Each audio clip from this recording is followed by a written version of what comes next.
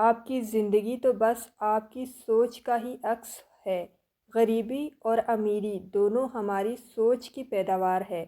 اگر ہم دیکھیں اور سمجھیں تو اللہ تعالیٰ نے ہر انسان کو ایکولی ہر چیز ڈسٹریبیوٹ کر کے دے دی ہے۔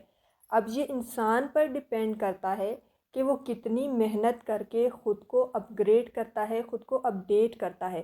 لیکن جو بیسک جو ریسورسز ہیں، جو بنیادی سہولتیں ہیں، وہ ایک بادشاہ کو بھی ملی ہوئی ہیں اور ایک غریب کو بھی ایکولی ملی ہوئی ہیں۔ جو نیچرل ریسورسز ہیں، جو نیچرل وسائل ہیں، وہ اللہ نے اتنا ہی ایک بادشاہ کو بھی دے رکھا ہے اور اتنا ہی ایک فقیر کو بھی دے رکھا ہے۔ تو اب یہ دونوں کی قابلیت پر ڈیپینڈ کرتا ہے کہ وہ اس کو ان ریسورسز کو، ان وسائل کو اور اس اپرچونٹی کو کس حد تک بہترین طریقے سے استعمال کر کے خود کو اپڈیٹ کرتا ہے اور خود کو اپ گریڈ کرتا ہے۔